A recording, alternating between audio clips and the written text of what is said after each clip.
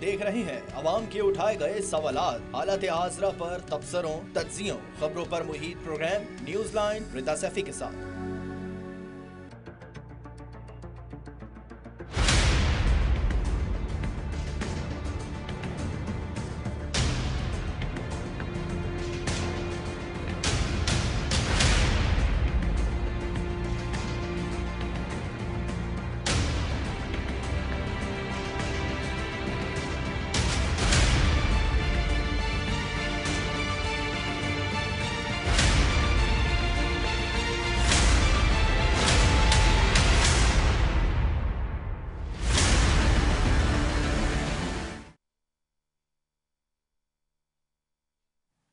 अस्सलाम वालेकुम, मैं हूं रिदा सैफी। पाकिस्तान मौशी एतबार से ताहाल संभल नहीं पाया है। हुकूमत महज खोखले दावे और बातें तो कर रही है मगर ग्राउंड पर कुछ खातिर ख्वाह नजर नहीं आ रहा।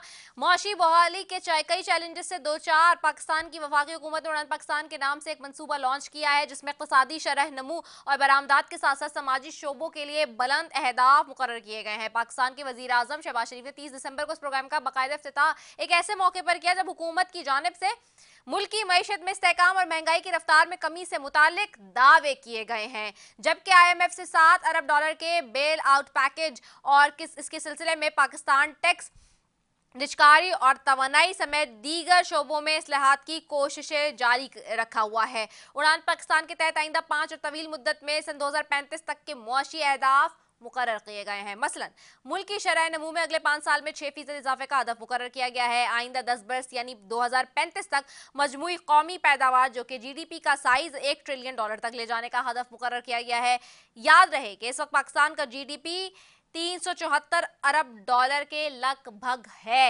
अब सवाल ये बनता है कि क्या ये मुमकिन भी है? मुल्क में सियासी बहरान और दहशतगर्दी के वाकयात के पेश नज़र क्या ऐसा हो भी पाएगा? पाकिस्तान को ऐसा कई मसाइल का सामना है। आइए उस पर पाकिस्तान की जो मईशत है जिसको दरपेश मसाइल है उसके ऊपर नजर डालते हैं। पाकिस्तान का फिस्कल डेफिसिट GDP का 8 से 10% है जो मईशत पर बहुत बुरा असर डाल रहा है। पाकिस्तान में महंगाई की शरह 10 से 15% है जो अवाम की खरीदारी की ताकत को कम कर रही है। पाकिस्तान का खारजा कर्जा लगभग $100 अरब है जो मईशत पर बहुत बुरा असर डाल रहा है। पाकिस्तान का टैक्स टू GDP रेशो सिर्फ 11% है जो दुनिया में सबसे कम है। पाकिस्तान में तवानाई के बहरान की वजह से आज भी बिजली की कमी है। पाकिस्तान में पानी की कमी की वजह से खेती और सनत पर भी असर पड़ रहा है। पाकिस्तान में सरमायाकारी की कमी की वजह से मईशत की तरक्की का पहिया जाम नजर आता है। हुकूमत महज बातें कर रही है, आप हुकूमती लोगों के बयान सुने, वो महज लंबी लंबी छोड़ियां मारते हैं और तमीदे बांधते हुए नजर आएंगे। मुल्क तरक्की करते हैं जब आपकी एक्सपोर्ट्स बढ़ती हैं, मगर वजीर आजम और किसी वज़रा ने एक्सपोर्ट्स को बढ़ाने के हवाले से अब तक कोई बात नहीं की। अब सवाल ये कि आखिर बगैर एक्सपोर्ट्स आपके प्लान्स क्या हैं? तहरीक इंसाफ के दौरे हुकूमत में वजीर खजाना रहने वाले असद उमर ने इस हवाले से जो कहा ये वो आपको सुनवाते हैं। ये थी कि जब तक आप बरामदात अपनी इजाफा नहीं करते, एक्सपोर्ट्स के अंदर इजाफा नहीं होता, आप मईशत आगे बढ़ा नहीं सकते।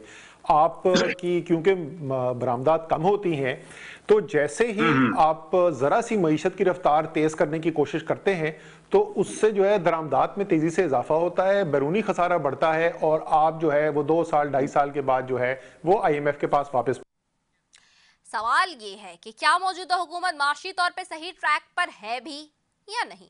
चूंकि माशी तरक्की का सीधा सीधा ताल्लुक सियासी इस्तेहकाम से होता है और सियासी इस्तेहकाम मुज़ाकरात के बगैर मुमकिन नहीं। इसलिए आज की अपडेट भी ये है कि चेयरमैन PTI बैरिस्टर गौहर का कहना है कि कल हुकूमत से मुज़ाकरात के तीसरे सेशन में हम अपने मुतालबात तहरीरी तौर पर जमा करा देंगे। क्या कहा उन्होंने, आइए वो भी सुनते हैं। मुज़ाकरात हो रहे हैं इंशाअल्लाह ताला और कर 3rd सेशन होगा हमारा। हम अपने मुतालिबात इन राइटिंग देंगे। हम तवक्को करते हैं कि हुकूमत इस पे संजीदगी के साथ गौर करेगी। हमें उम्मीद है अगर संजीदगी के साथ बैठेंगे, खुले दिल के साथ बैठेंगे, नेकनीयती के साथ बैठेंगे तो जितने मसाइल है उसका एक हल निकल। अब सवाल ये भी है कि PTI के मुतालबात क्या होंगे, क्या इन मुतालबात पर हुकूमत अमल भी करेगी और उससे सियासी इस्तेहकाम आएगा जिससे माशी इस्तेहकाम आ सकेगा। इन्हीं सब चीज़ों पर बात करेंगे। मेरे साथ आज सबसे पहले मौजूद हैं जी मोहम्मद जुबैर साहब हैं, साबिक गवर्नर सिंध हैं और सीनियर सीजन पॉलिटिशियन है, उनको खुशामदीद कहती हूँ। बहुत शुक्रिया जुबैर साहब फॉर ज्वाइनिंग अस। जुबैर साहब, ये एक बहुत बड़ा मंसूबा लॉन्च किया है उड़ान पाकिस्तान के नाम से हुकूमत ने, और इस वक्त जो माशी इस्तेहकाम लाने के लिए हुकूमत जो स्टेप्स ले रही है आपकी नज़र में क्या वो ठीक है? देखिए, इसमें दो पहलू हैं। एक तो ये पाकिस्तान के हर अखबार में हमने देखा है कि इससे बड़े बड़े दावे किए जाते हैं, चाहे आप सन 60 की दहाई में चले जाएं, 70 की, या उसके बाद हर दौर में अवाम को खुश करने के लिए वो कहते हैं ना कि ट्रक की बत्ती के पीछे बचाने के लिए आप कहते हैं 10 साल के बाद ये हो जाएगा। इस वक्त 10.5 करोड़ लोग जो गुर्बत की लकीर से नीचे हैं इस वक्त, जो कि जिनके लिए 2 वक्त की रोटी नहीं है, वो कहेंगे भाई जी 10 साल के बाद आज का मुझे तो बताएं ना, कल का मुझे बताएं, अगले 3 महीने का बताएं कि मुझे क्या मिलेगा।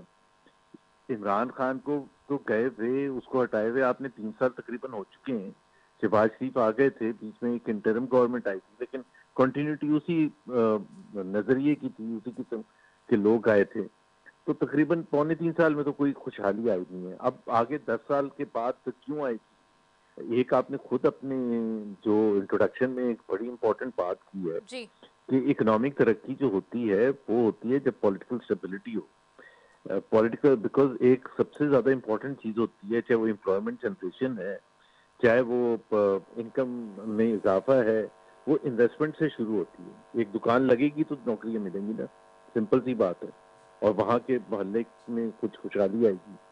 अब अगर इन्वेस्टमेंट ही नहीं आ रही है, अगर आप आज का देखें कि इन्वेस्टमेंट रेशो जो है वो 50 साल के कम तरीन सतह पर है, तो जब इन्वेस्टमेंट ही नहीं आएगी, और इन्वेस्टमेंट इसलिए नहीं आती फॉरेन डायरेक्ट इन्वेस्टमेंट क्योंकि पॉलिटिकल इंस्टेबिलिटी है, जुडिशियल इंडिपेंडेंस नहीं है। कि जुडिशियल इंडिपेंडेंस का मतलब ये होता है कि जो कोई भी सरमायाकार आता है वो ये समझता है कि उसको पाकिस्तान की तारीख भी पता है कि यहाँ कभी भी हुकूमत चेंज हो सकती है या ना भी चेंज हो, और कोई प्रोसेस को रोक दिया जाए, जैसे स्टील मिल की निचकारी हो चुकी थी 2006 में, उसको रोक दिया, और वो फॉरेन इन्वेस्टर्स थे सारे, तो जब उसको रोक दिया तो उसके बाद फिर जाहिर सी बात है फॉरेन इन्वेस्टर जो होता है वो रुक जाता है। तो पॉलिटिकल इंस्टेबिलिटी है, आपको अनसर्टिनिटी है, लोगों को, इन्वेस्टर्स को कुछ पता नहीं। तो एक तो सबसे ज्यादा जो मसला है वो इन्वेस्टमेंट के पॉइंट ऑफ व्यू से है, वो जब तक नहीं आएगा, और वो उस वक्त तक नहीं आएगा जब तक पॉलिटिकल स्टेबिलिटी। तो एट द कोर साथ में आपने 2-3 और बड़ी वजूहत भी बता दी हैं कि 2 सूबों में, 4 में से 2 सूबों में इस वक्त टेररिज्म की जो पीक पर है, तकरीबन पिछले 5-6 साल में अगर हम देखें तो इस वक्त 2024 सबसे खराब ईयर रहा है। अब 2025 शुरू हुआ, उसमें भी जिस तरह से दहशत गर्दी के वाकयात हैं तो वो इतने ज्यादा हैं कि 2 सूबे तो है ही नहीं ना इन्वेस्टमेंट के लिए इस वक्त अवेलेबल। बाकी जो सिंध है और फिर पंजाब है और फिर पॉलिटिकल इंस्टेबिलिटी है। तो ये दावे करना तो एक किताब पर लिखना तो बहुत ही आसान है कि हम यहाँ ले जाएंगे और फिर यहाँ 1 ट्रिलियन की इकॉनमी बना देंगे। अभी कोई पूछेगा 2018 में जहां हम थे हम तो वहीं खड़े हुए हैं। 6 साल के बाद, 6.5 साल के बाद, एग्जैक्टली मई 2018 में हमारी जो जीडीपी का साइज था वो तकरीबन इतना ही था जितना आज अभी आपने नंबर बताया जी तो अगर 6 साल में नहीं बढ़ा तो हमारा जो केस है ना रिदा, वो जी है 1 step forward and 2 step backwards.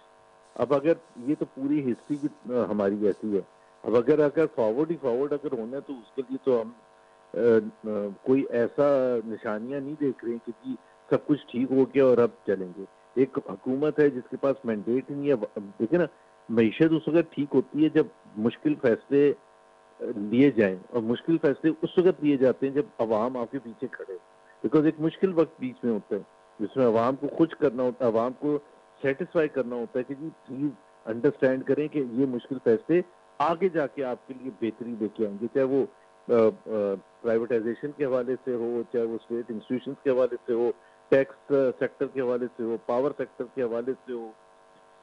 तो किसी में भी हम वो इस्लाहात वगैरह तो देख नहीं रहे।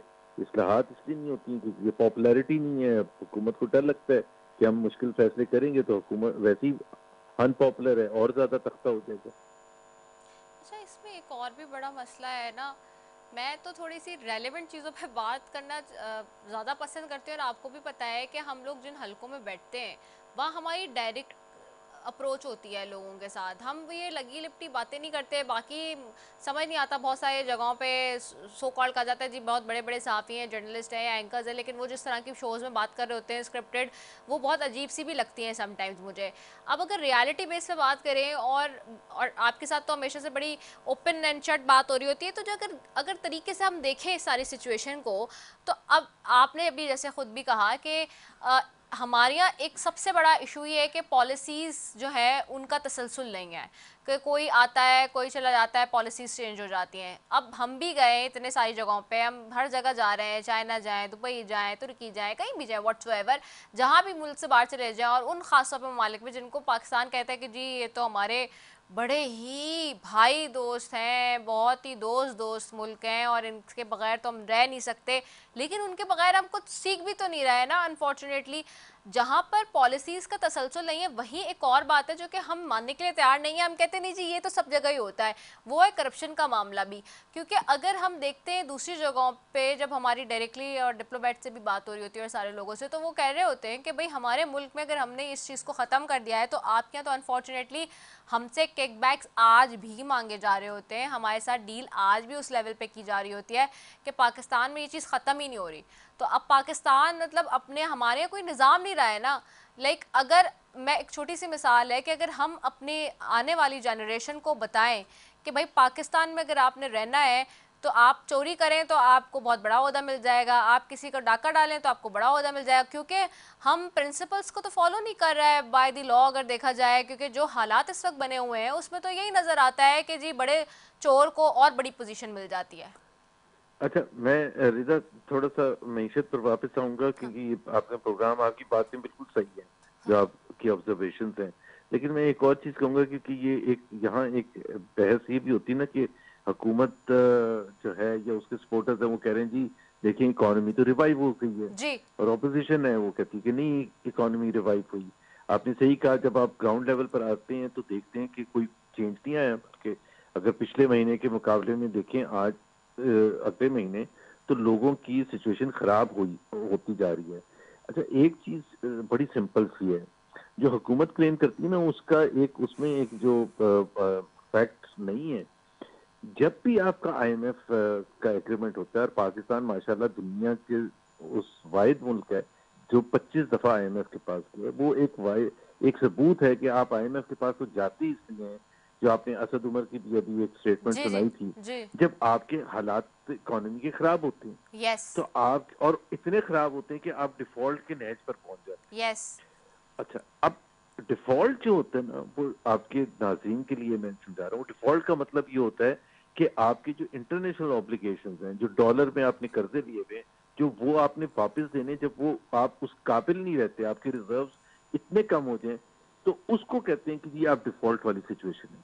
IMF के साथ जब आप एग्रीमेंट करते हैं तो वो डिफॉल्ट वाली सिचुएशन खत्म हो जाती है। जाहिर है वहां से डॉलर आते हैं, IMF से आते हैं, तो फिर वर्ल्ड बैंक से भी आते हैं, एशियन डेवलपमेंट बैंक से भी, और बड़े बड़े दुनिया के बैंक्स भी आपको और दोस्त ममालिक भी पैसे देने के लिए तैयार हो जाते हैं। सो डॉलर की हद तक आप उस तरह से डिफॉल्ट की सिचुएशन नहीं है जिसको आप कहते हैं कि अब आप आ गए स्टेबिलिटी की सिचुएशन, वो बिल्कुल हकीकत है। और ये हमने हर अतवार में साल डेढ़ साल के बाद ये होता है।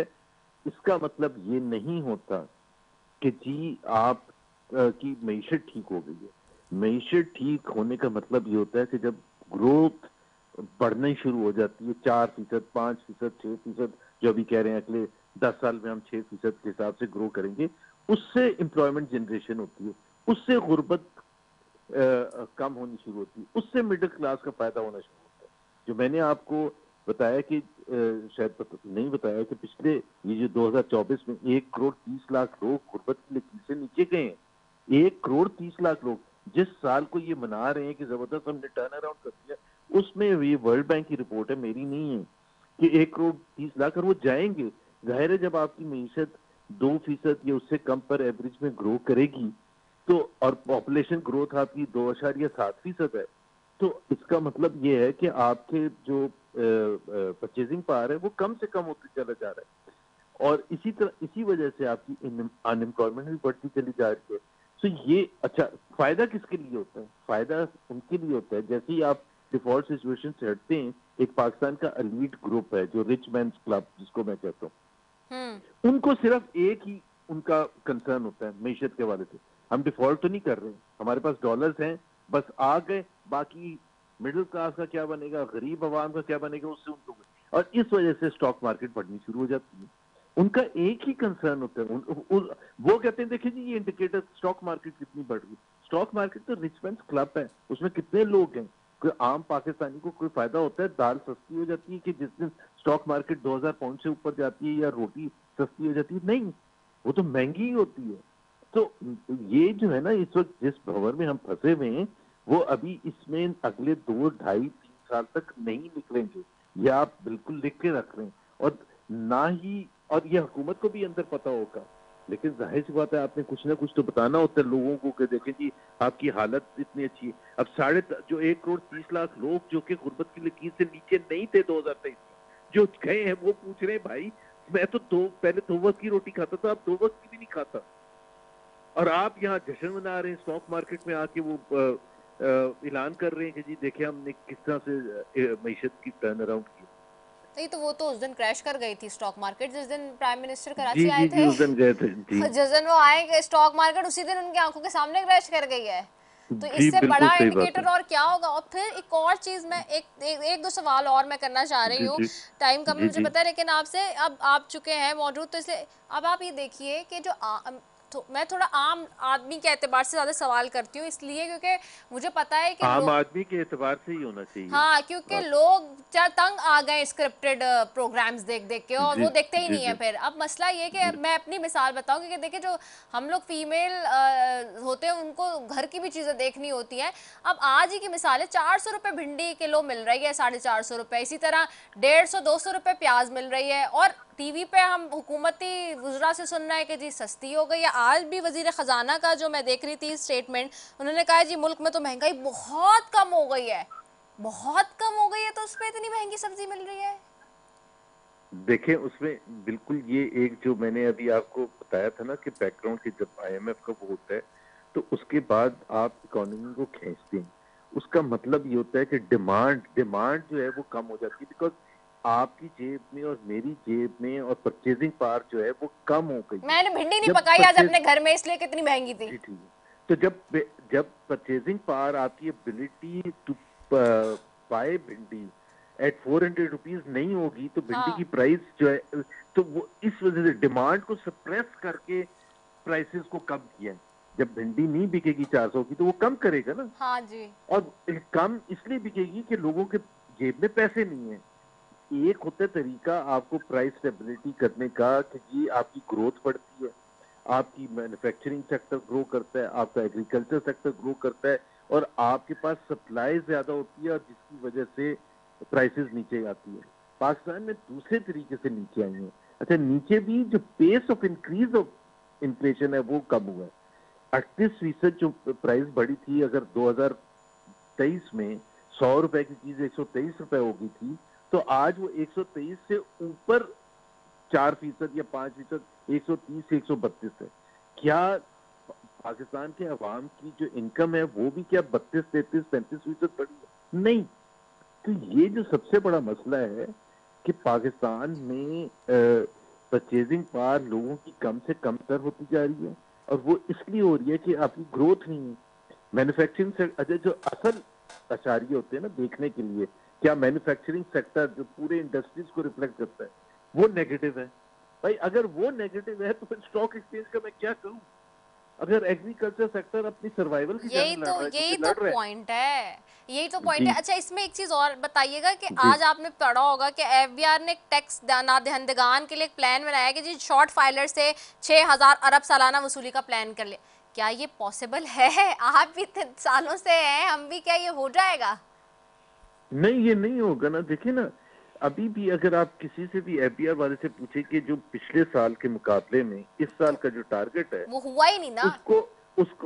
उसको जो 13 ट्रिलियन रुपए टारगेट रखा है कि वो आप कैसे अचीव करने जा रहे हैं? आप कोई उधर से तो नहीं करने जा रहे कि उनसे टैक्स वसूल कर रहे हैं। ट्रेडर से जो टैक्स लेना था वो फेल हो गया, एग्रीकल्चर का तो अभी तक लगा ही नहीं है, तो उन्हीं से जिनको पहले टैक्स कर रहे थे उन्हीं को ज्यादा टैक्स कर रहे हैं।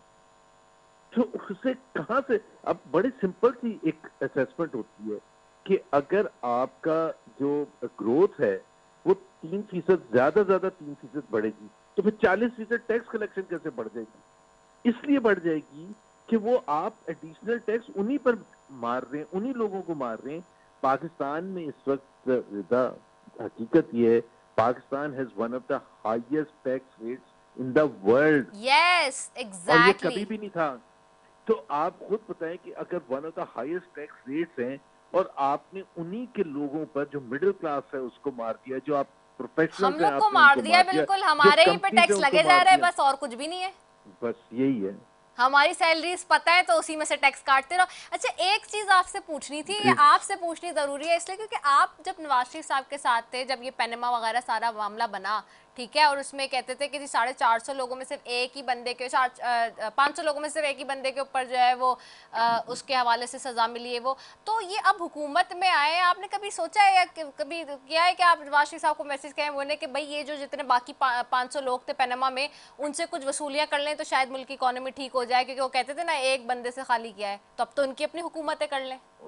अच्छा, आपका बहुत अच्छा सवाल है, ये मैं भेज भी दूंगा किसी हाँ को, ये भेज क्योंकि दे, वो मेरी तरफ बाकी से भेज दें आप नवाज शरीफ साहब को। लेकिन मैं इसमें आपने चूंकि ये बात की है तो आजकल जो 190 मिलियन पाउंड का केस का चल रहा है, हाँ जो कि इमरान हाँ, खान की अलकादर हुकूमत ट्रस्ट का जी काबीना ने फैसला जी किया था, जी और जो कि मैं कहता हूँ कि गलत फैसला किया था। राइट। लेकिन मेरा सवाल ये बनता है कि उन्होंने गलत फैसला किया था एक काबीना ने, हाँ तो जब पीडीएम की हुकूमत आ गई तो उस फैसले को रिवर्स कर देते और क्या। और अटॉर्नी जनरल को भेजते सुप्रीम कोर्ट हाँ। के, जी ये गलत फैसला हुआ था।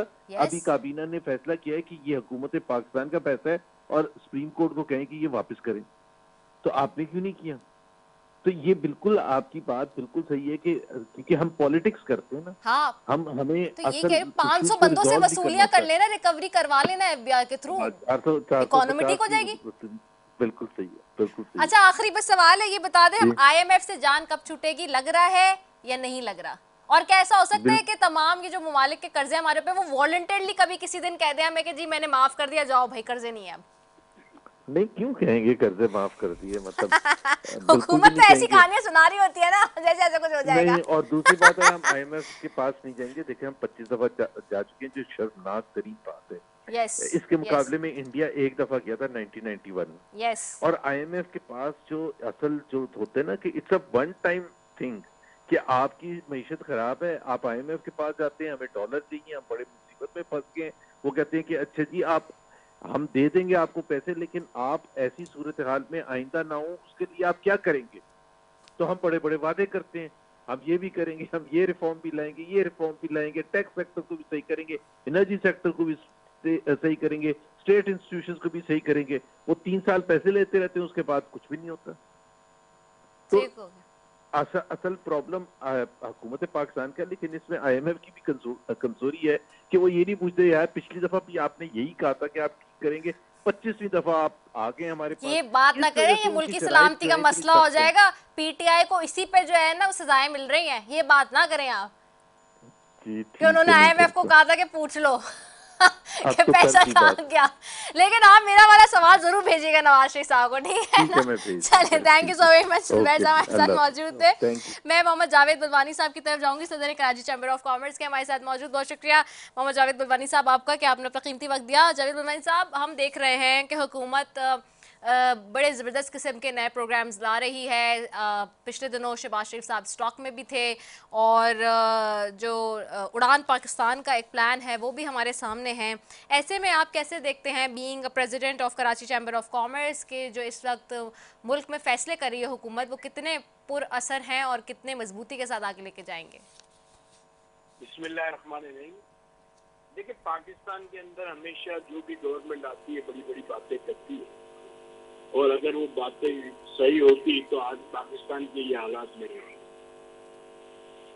पाकिस्तान के जो आज हालात हैं वो आप देख रहे हैं। मैं तो अपनी सारी लाइफ पाकिस्तान की नेगेटिव ग्रोथ देखी है, कभी पॉजिटिव ग्रोथ नहीं देखी। किसी ने अगर देखी है तो वो शायद कुछ पॉलिटिकल पार्टीज हैं, उन्होंने पाकिस्तान की पॉलिटिकल ग्रोथ नहीं देखी, अपनी पॉलिटिकल ग्रोथ देखी है। ये आप देखेंगे, एक पॉलिटिकल पार्टी कई सालों से कहती है कि हमने मुल्क में लोड शेडिंग खत्म कर दी। सही।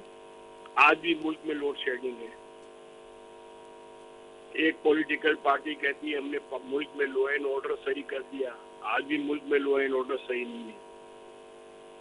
अब अभी जो रिसेंटली गवर्नमेंट ने कहा कि स्टॉक एक्सचेंज जो है 1,17,000 पॉइंट्स पे किया है और इन्फ्लेशन हमने कम कर दी, मगर उसमें आप देखें ये कोई एसेंशियल पे अभी आपने मिसाल दी कि मैं वेजिटेबल लेने सब्जी लेने गई तो ये प्राइस थी, तो गरीब आदमी को तो कोई फायदा नहीं होता स्टॉक से।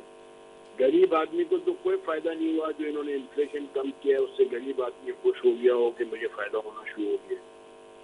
पाकिस्तान के अंदर जो है लॉ एंड ऑर्डर सही नहीं है, यूटिलिटीज कोई भी गैस बिजली पावर कोई भी सही नहीं है, और पानी की भी पाकिस्तान में प्रॉब्लम है। कराची में खास तौर पे पानी अवेलेबल नहीं है, बल्कि ये हाल है कि हम दुनिया में जहाँ जहाँ एक्सपोर्ट करते हैं उन मुल्कों में सस्ता पानी मिलता है, कराची में महंगा मिलता है।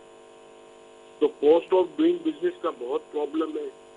और जो उड़ान पाकिस्तान का जो प्रोग्राम जिस दिन प्राइम मिनिस्टर ने उसकी ओपनिंग की, तो प्राइम मिनिस्टर ने खुद अपनी स्पीच में कहा कि कॉस्ट ऑफ डूइंग बिजनेस जब तक सही नहीं होगा तो पाकिस्तान कैसे उड़ेगा।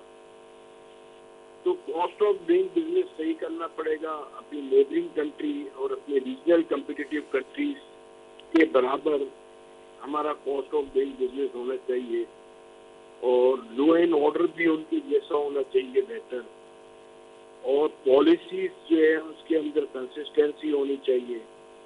मैं टेक्सटाइल की बात करूं तो टेक्सटाइल पाकिस्तान का सबसे बड़ा एक्सपोर्ट सेक्टर है, जो मोर देन 60% एक्सपोर्ट करता है और एम्प्लॉयमेंट भी देता है।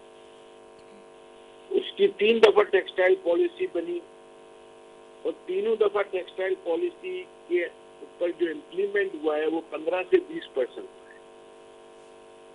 अभी फिर टेक्सटाइल पॉलिसी बना रहे हैं। अच्छा, फिर एक्सपोर्टर्स के रिफंड का बड़ा प्रॉब्लम है। सेल टैक्स के रिफंड नहीं मिलते, DLTL के रिफंड नहीं मिलते, DLTL नहीं मिले, इनकम टैक्स के रिफंड नहीं मिलते, कस्टम रिबेट्स नहीं मिलते, और गवर्नमेंट ने कई और चीजें और कई वादे किए थे, वो चीजें भी कभी भी पूरी नहीं की गई। तो ये सब चीजें अगर सामने रखें तो पाकिस्तान में अभी तक कोई ऐसी चीज नजर नहीं आती कि पाकिस्तान सही ट्रैक पे जा रहा है। सिर्फ बातों की हद तक पाकिस्तान सही ट्रैक पे है। जैसे टैक्स रेट की भी आपने बात की कि पाकिस्तान का टैक्स रेट जो है, अब एक्सपोर्टर्स पाकिस्तान का टैक्स रेट जो है वो पूरे रीजन के अंदर बल्कि दुनिया के कई मुल्कों में सबसे ज्यादा टैक्स रेट है, और बल्कि इवन जो एक्सपोर्टर्स को फिक्स टैक्स रिजीम से नॉर्मल टैक्स रिजीम में लाए, तो इन्होंने क्या किया, हमारा एक्सपोर्टर्स का 1% फाइनल टैक्स रिजीम था या फिक्स टैक्स रिजीम था, इन्होंने 1% मिनिमम टैक्स लिया, फिर 1% एडवांस टैक्स ले रहे हैं, फिर उसके बाद ये जो है क्वार्टरली एक अलग नोटिस दे रहे हैं टैक्स दें, और फिर एक्सपोर्टर्स को इतना तंग किया जा रहा है कि उनके अकाउंट में से पैसे ले जाते हैं, उनके रिफंड नहीं दिए जा रहे। तो मैं नहीं समझता कि कोई इतना आसान है कि पाकिस्तान, अब आप मुझे बताएं जो हमने इतना कर्जा लिया है, जी जी, वो कर्जा कहीं मुल्क में नजर आता है कि कहाँ लगा है, तो एक जगह नजर आती है। फिर इसके बाद एक चीज और देखें आप कि पाकिस्तान के अंदर कोई भी प्रोजेक्ट वो ये बता दे, मैं तो सवाल हमेशा ये करता हूँ, कोई एक प्रोजेक्ट बता दे जिसकी PC1 बनी और उसी PC1 में वो प्रोजेक्ट कंप्लीट हो गया। आज तक कभी भी कोई प्रोजेक्ट एक PC1 बनी और उसके अंदर अप्रूव हुआ और कंप्लीट हुआ है, आज तक नहीं हुआ। 4-4, 5-5 दफा PC1 बनती है। के अंदर एक पानी का प्रोजेक्ट K4, जो बच्चे जवान हो गए हमारे, मगर K4 की कितनी दफा PC1 बनी, कितनी दफा बातें हुई कि अब बन जाएगा, अब बन जाएगा। सबसे बड़ी बात तो ये कि कराची के अंदर सर कतई माफी, आप ये बताइएगा सर, जी जी जी सर, आपसे मैं ये भी चीज़ जानना चाहूँगी जी सर, मैं आपसे ये भी जानना चाहूँगी, अभी जैसे मैं वैसा से पूछ रही थी कि FBI ने जो ये टैक्स दहंदगान को खास तौर पे इस वक्त टारगेट अप किया है शॉर्ट फाइलर्स के हवाले से कि 6000 अरब सालाना वसूली का प्लान तैयार है जो हम करेंगे। Do you really think that it is feasible and it's this easy to achieve? देखिए, इजी टू अचीव तो हो सकता है, मगर इनकी नीयत सही हो जी, जब तक ये टैक्स नेट को ब्रॉडनिंग नहीं करेंगे और टैक्स रेट को कम से कम नहीं करेंगे तो ये चीजें हो सकती हैं। अब टैक्स नेट में जैसे एग्रीकल्चर सेक्टर नहीं है, जैसे अभी जुबैर साहब ने बात की, टैक्स नेट के अंदर ऐसे कई सेक्टर्स नहीं है और जो हम हमेशा हाईलाइट करते रहे और एफबीआर ने बाकायदा उसकी कई दफा स्टडी की, फिर उसके ऊपर कोई ऊपर से प्रेशर आता है कि नहीं ये चीज ना करो। अब आप बताएं कि हमने कराची चैम्बर ऑफ कॉमर्स ने इनसे कहा आप ऐसे करें, ट्रेवल हिस्ट्री ले लें लोगों की और देखें किसका कितना ट्रेवलिंग है, उसके अंदर कोई कैपिंग करें और लोगों को अगर टैक्स में नहीं तो टैक्स पेड में लाए। वो इन्होंने काम किया, पूरा वर्क किया, फिर उसके बाद कुछ भी नहीं हुआ। इस तरह एक दफा हमने कहा कि आप मिनिमम एक बिल की जो है इलेक्ट्रिसिटी का एक फिक्स कर लें, जितना इलेक्ट्रिसिटी बिल जिसका आता है अगर वो टैक्स नेट में नहीं है तो उसको नोटिस दें कि 3 महीने के अंदर टैक्स नेट में है वरना बिजली का कनेक्शन काट दिया जाएगा। उस पर भी काम नहीं हुआ। ऐसी कई तजावीज, जैसे गाड़ियों की तजावीज थी, फिर प्रॉपर्टीज फ्रॉड्स हैं।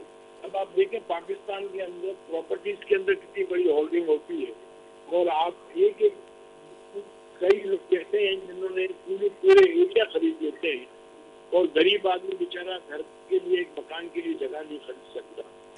अब ये सारी चीजों को सही करने की जरूरत है। अब देखें आप, पॉपुलेशन जो है हर साल 70 लाख के करीब बढ़ती है। अब 70 लाख आपको जो है जॉब्स क्रिएट करनी है तो इंडस्ट्री लगेगी तो जॉब्स क्रिएट होंगी। इंडस्ट्री सबसे ज्यादा एम्प्लॉयमेंट जनरेट करती है, गवर्नमेंट तो नहीं करती। इंडस्ट्री कैसे लगे जब लोड शेडिंग है। अब हमारे यहाँ कराची के अंदर एक इंडस्ट्रियल जोन अनाउंस हुआ, उसका मेरे ख्याल में 4 दफा ग्राउंड ब्रेकिंग हुआ है मगर वो इंडस्ट्रियल जोन नहीं बना। बिल्कुल ऐसे ही। तो ये सब चीजें आई वॉच और पब्लिक को दिखाना और ये सारे झूठ स्टेटमेंट देना, इससे लोग मुल्क तरक्की नहीं कर सकते। Very true. अच्छा आप ये भी बताइएगा, आप लोग कैसे समझते हैं जो बैठे हुए इस वक्त इकोनॉमी को देख रहे हैं, बिजनेस इंडस्ट्री है, आप कैसे समझते हैं कि हुकूमत और इस वक्त मौजूदा सूरत हाल में पॉलिटिकल स्टेबिलिटी बहुत ज़्यादा ज़रूरी है ताकि इकोनॉमिक स्टेबिलिटी आए? जी देखिए, पॉलिटिकल स्टेबिलिटी होगी तो पूरी दुनिया से इन्वेस्टमेंट है और हर चीज बेहतर होनी चाहिए। आपका लॉ एंड ऑर्डर बेहतर होगा तो फॉरेन डायरेक्ट इन्वेस्टमेंट आएगा, पॉलिटिकल स्टेबिलिटी होगी तो फॉरेन डायरेक्ट इन्वेस्टमेंट आएगा। इस वक्त तो पाकिस्तान से फ्लाइट ऑफ कैपिटल हो रहा है, क्योंकि रियल एस्टेट में आप देखें जो सबसे बड़े रियल एस्टेट के बिजनेस करने वाला बहरिया वाला, उसने अभी दुबई में अनाउंस किया प्रोजेक्ट। तो इसका क्या मतलब है? ये मतलब वो रियल एस्टेट वालों को भी बोल रहे हैं कि आप पाकिस्तान में प्रॉपर्टी ना लो, दुबई में लो। तो जो चीजें हो रही हैं तो ये सब जो है कोई पॉजिटिव नहीं है, क्योंकि ये जब तक ये पहले जैसे आपको कहा बहुत ऑफ डूइंग बिजनेस है, इंफ्रास्ट्रक्चर है, लॉ एंड ऑर्डर है, ये सब चीजें सही करनी पड़ेगी और सीरियसली करनी पड़ेगी। और सबसे खराबी क्या है कि हमारे मुल्क के अंदर मेरिट नहीं है गवर्नमेंट डिपार्टमेंट के अंदर। आप मुझे बताएं कि हमारे मुल्क के अंदर इतने बुरे हालात हैं। सैटरडे की हॉलीडे की गई थी, इसलिए की गई थी कि पाकिस्तान की बिजली की शॉर्टेज। आज तो बिजली की कैपेसिटी पेमेंट के पैसे ले रहे, फिर भी लोड शेडिंग कर रहे। अच्छा, कमाल की बात यह है कि इंक्रीमेंटल पैकेज अनाउंस किया पावर मिनिस्ट्री ने और 12 घंटे लोड शेडिंग कैसे हो सकता? वो इंक्रीमेंटल पैकेज को कैसे अवेल करेगा?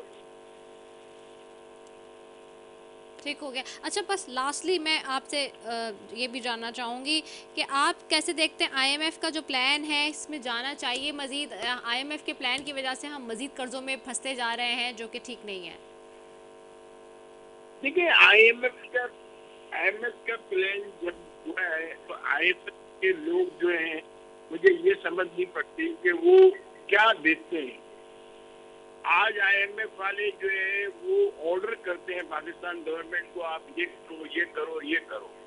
समझे? अभी एक इंडस्ट्रीज का मसला हुआ है जो कैप्टिव पावर प्लांट्स के लिए, जो आईएमएफ को में लिख दिया या एक्टिव पावर बंद करते हैं और हमारी बिजली हो जाएगी।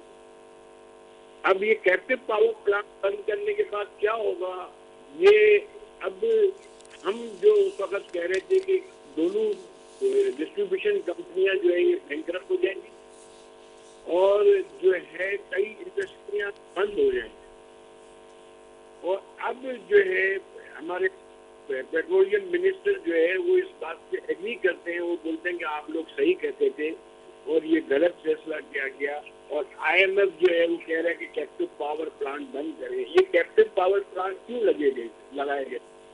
तो बिजली की जाती थी और एक्सपोर्टर्स को प्रॉब्लम होता था कि वो अपने कंसाइनमेंट अपने टाइम पे, तो गवर्नमेंट ने एक बाकायदा EPC के अंदर एक बैंक बनाया था, वहां से परमिशन मिलती थी कि इनको ये एक्सपोर्टर है, इनको कैप्टिव पावर प्लांट की परमिशन दी जाए। और आज जो है अच्छा, फिर कैप्टिव पावर प्लांट जिनके लगे हुए हैं वो गवर्नमेंट को क्रॉस सब्सिडी दे रहे हैं, जो तकरीबन 110 बिलियन रुपीस की क्रॉस सब्सिडी है। और फिर डोमेस्टिक को जो बिजली सस्ती, गैस सस्ती मिलती है, वो भी कैप्टिव पावर प्लांट को सब्सिडी दे रहे हैं और क्रॉस सब्सिडी दे रहे हैं। तो ये सारे मसले एक साथ उठ जाएंगे जब ये बंद करेंगे इसको, तो दोनों डिस्ट्रीब्यूशन कंपनियां भी प्रॉब्लम में आ जाएगी और इंडस्ट्रीज भी प्रॉब्लम में आएगी। और मैं समझ, अभी आप रिसेंटली देखे हैं कि मैंने बैलेंस शीट निकाली है एक्सपोर्टर्स की, तो एक्सपोर्टर्स जो है, एक एक्सपोर्टर्स की मैंने बैलेंस शीट 2023 की देखी और 2024 की कंपेयर की, तो 2023 के अंदर उसका 9 अरब रुपए प्रॉफिट था और इस वक्त जो उसका प्रॉफिट है ओनली 55 करोड़ रुपीस। आप मुझे बताएं, अब इतना बड़ा वो टॉप 10 के अंदर एक्सपोर्टर है, तो ये गवर्नमेंट की रॉन्ग पॉलिसीज की वजह से ये प्रॉब्लम सारे होते हैं। ठीक हो गया, गवर्नमेंट की रॉन्ग पॉलिसीज की वजह से प्रॉब्लम्स आती हैं। बहुत शुक्रिया मोहम्मद जावेद बलवानी साहब, सदर कराची चैम्बर ऑफ कॉमर्स हमारे साथ मौजूद थे। और इससे पहले हमारे साथ मोहम्मद जुबैर मौजूद थे। And we were discussing about the economic activities and economic plans, और क्या वाकई जो इकोनॉमिक ड्राइव के लिए, ख़ासतौर पे इकोनॉमी को बूस्ट करने के लिए, उसको फर्निश करने के लिए, उसको बेहतर करने के लिए जो स्टेप्स दिए जा रहे हैं वो वाकई करामत है नहीं। और क्या सवाल ये है अब इस वक्त जो कि छोड़े जा रहे हैं कि उड़ान पाकिस्तान के इस ऐलान के बाद क्या ये मुमकिन है कि हमारे पास हुकूमत के प्लान्स जो हैं वो बहुत असरअंदाज हो जाएं, किस हद तक असरअंदाज हो सकते हैं, और IMF से जान कब छूट सकती है, सियासी इस्तेहकाम के बगैर मईशत का मुस्तकबिल क्या होगा। तो वनाई के बहरान की वजह से चूँकि आज भी बिजली की कमी है और बिजली का यूनिट है भी तो इस वक्त खित्ते में सबसे ज़्यादा महंगा है, और साथ ही साथ क्या सरमायाकारी की कमी की वजह से मईशत जो है वो अभी भी इस वक्त स्लो है। ये वो वाले सारे सवालात हैं जिनके जवाबात बहुत ज़रूरी हैं। मुल्क को अगर आगे लेके जाना है, मईशत बढ़ानी है और मज़ीद बेहतरी लेकर आनी है। इसी के साथ जी अपनी मेज़बान सफ़े को दीजिए इजाज़त। पाकिस्तान जिंदाबाद।